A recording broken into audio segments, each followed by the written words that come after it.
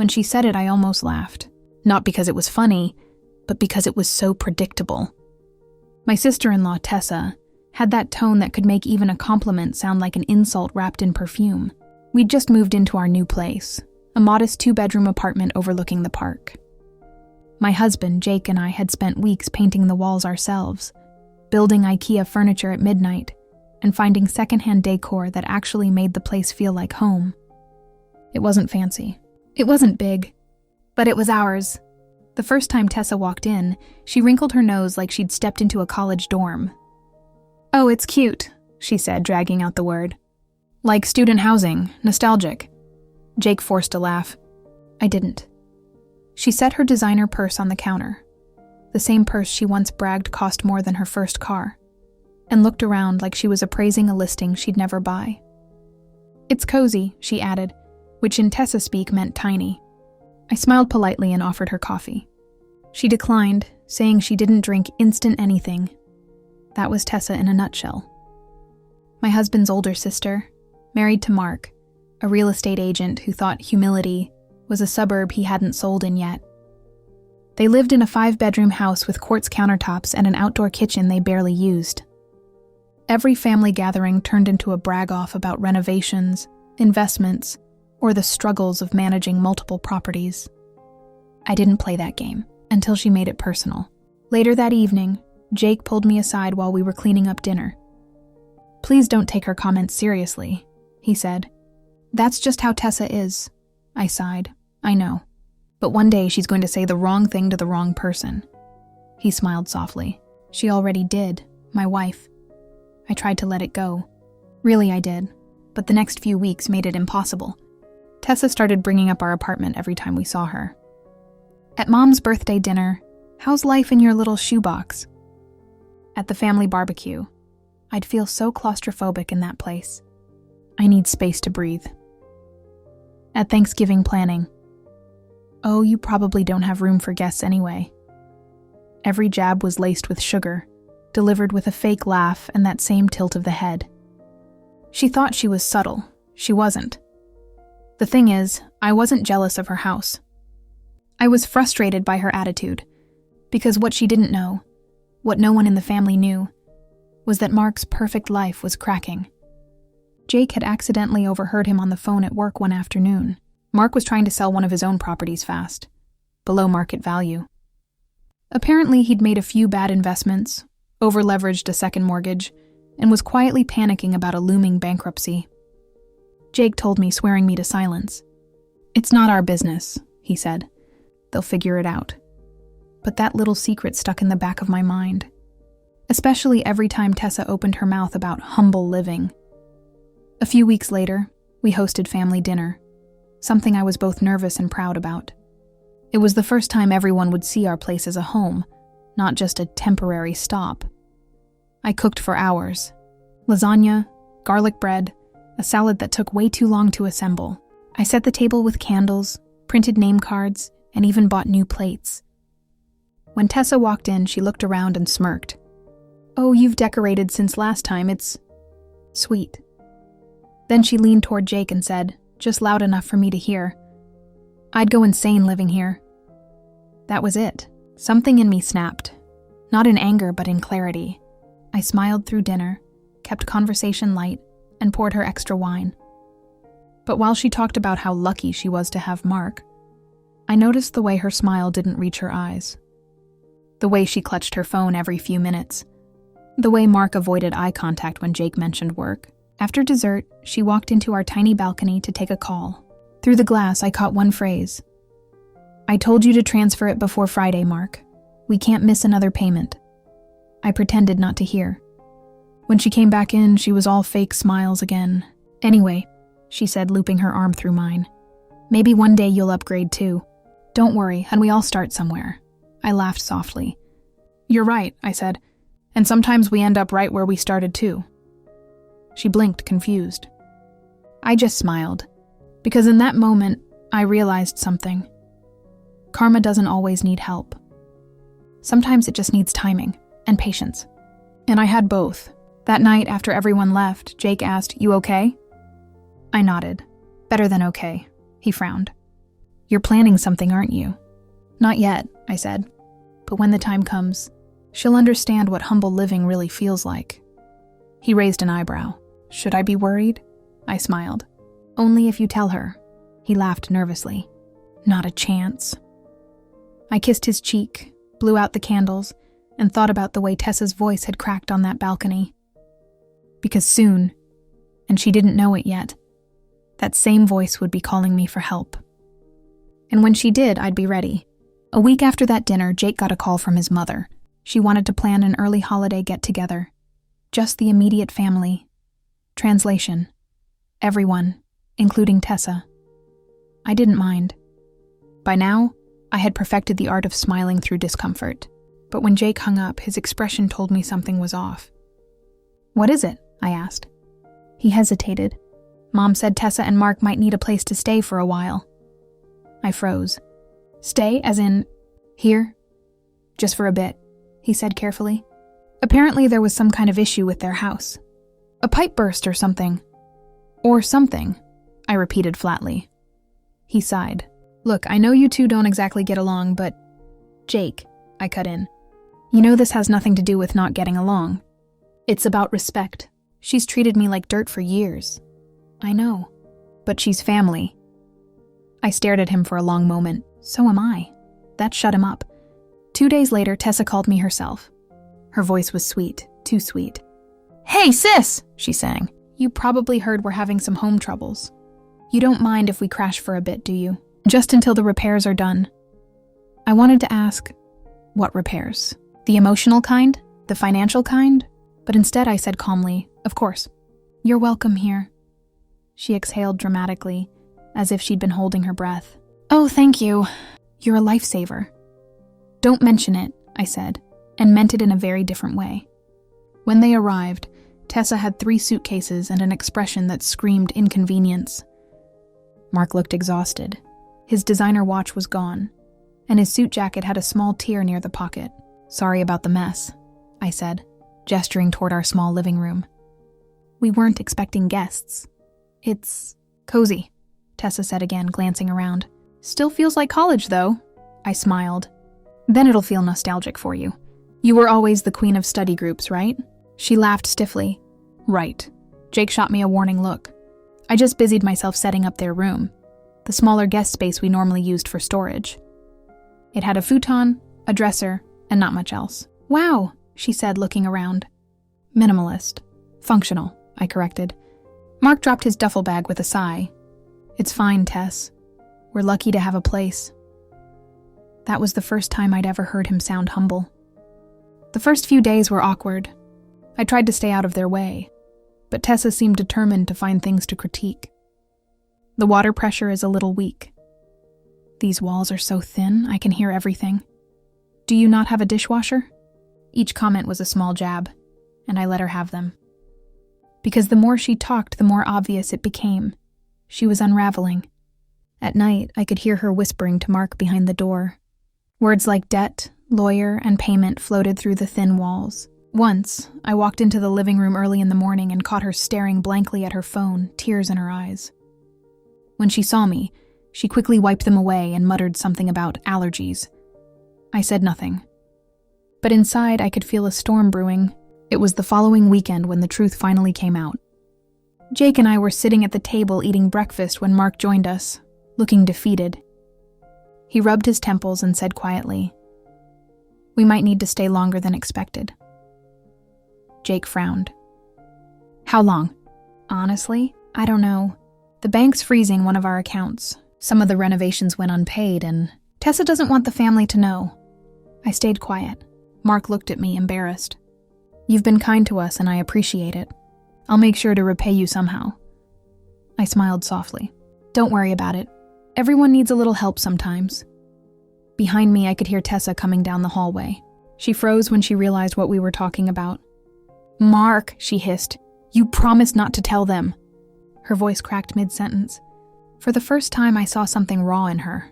Not arrogance, but fear. Jake tried to calm her down, but she was shaking. You don't get it, she snapped. This isn't just about money. If we lose the house, everyone will know. I looked her straight in the eye. Then maybe it's time people knew the truth instead of the version you keep performing. She glared at me. You wouldn't understand. Maybe not, I said softly. But I do understand what it's like to live in a small space with dignity.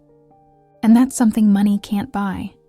She stormed off, slamming the guest room door. Jake exhaled. Well, that went about as expected. Mark looked down. I'm sorry about her, I nodded. Don't be. Sometimes humility starts with a hard landing. Over the next few days, the energy in the apartment shifted. Mark started helping out around the house, washing dishes, taking out the trash, even cooking breakfast once. But Tessa, she barely spoke to me, until one morning. I came home from the grocery store and found her standing in the living room, holding her phone with trembling hands. Are you okay? I asked. She didn't answer right away. Then she whispered, he filed for divorce. My heart stopped.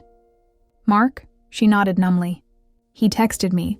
He's gone. Took his things while I was out.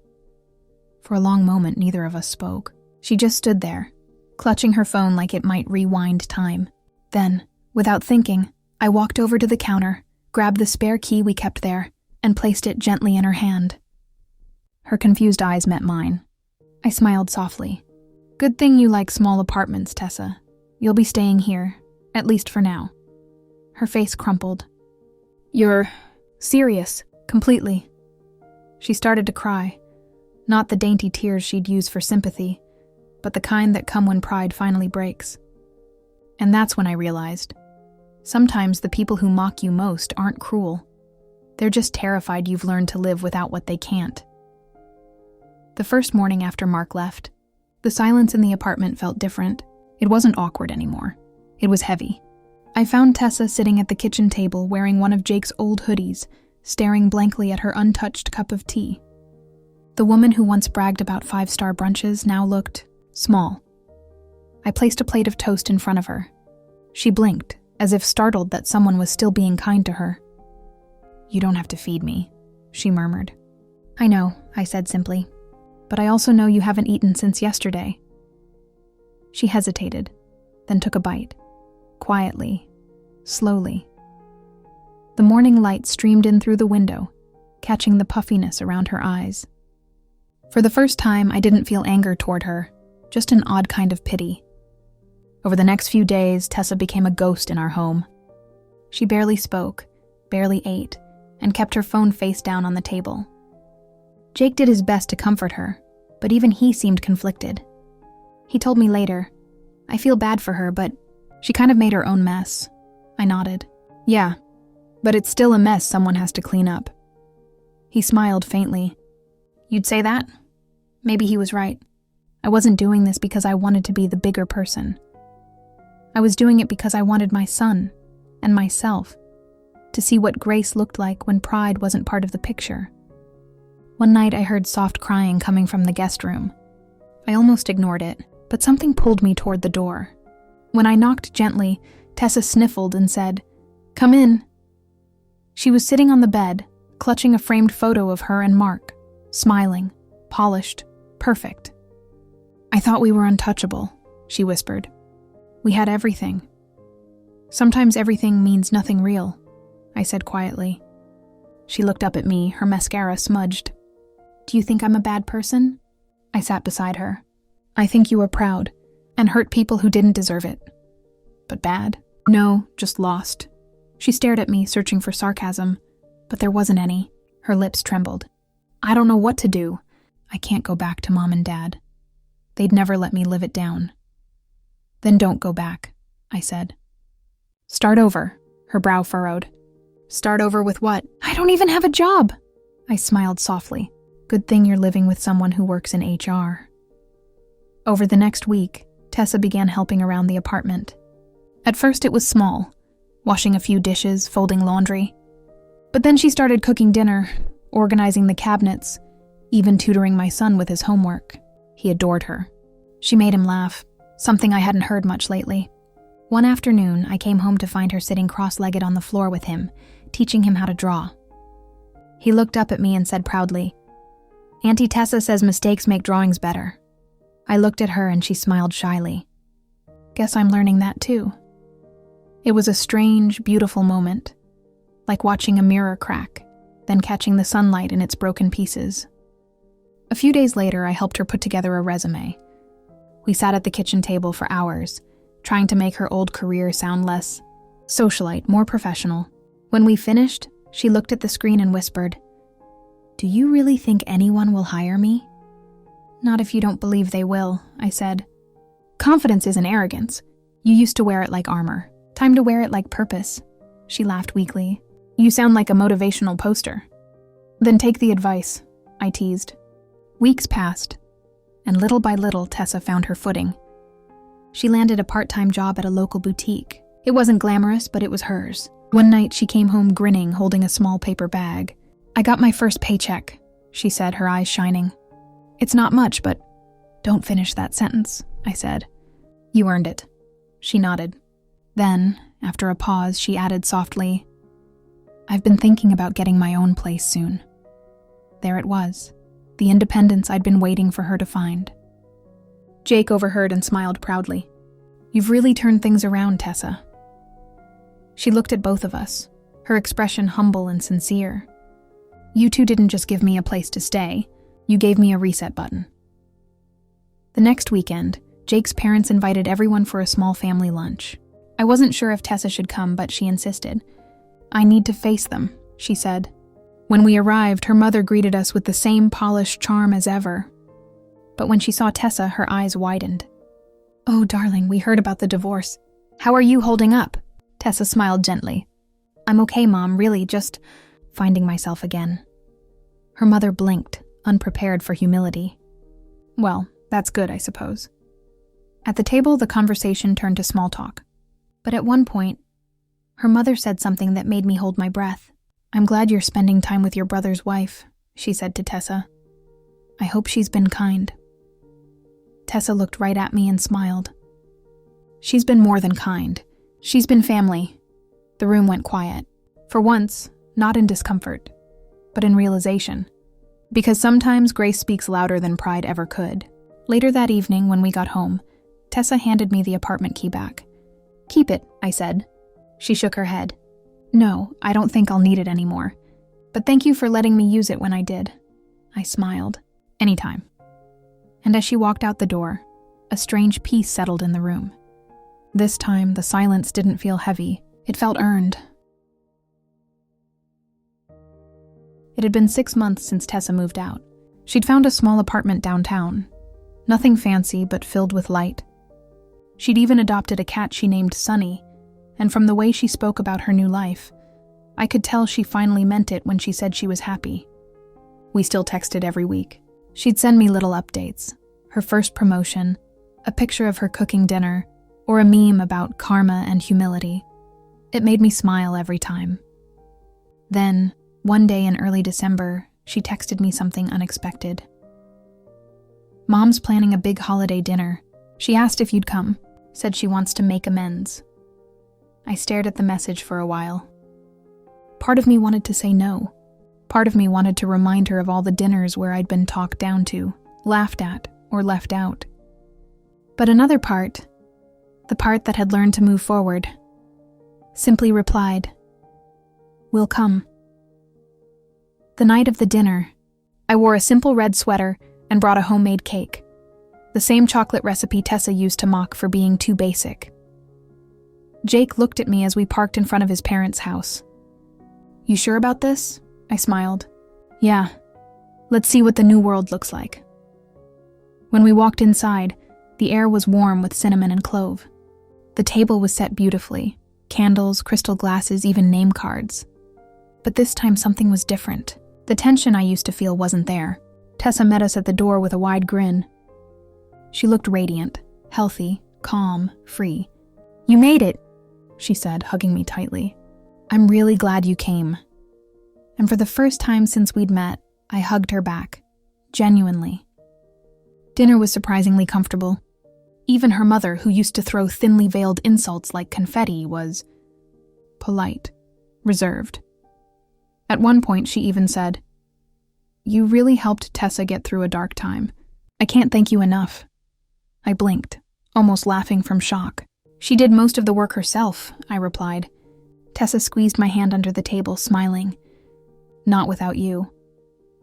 It wasn't lost on me that the same woman who once called my apartment student housing now looked at me with something like respect. Maybe even admiration. After dinner, we moved to the living room.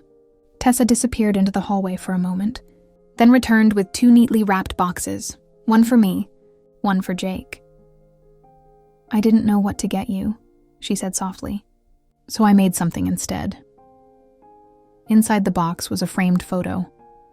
It was the picture I'd taken the day she mocked my apartment, the one where I'd stepped aside and said nothing. But in this version, she had added something beneath it, a caption printed in elegant gold letters. Home isn't how big your space is.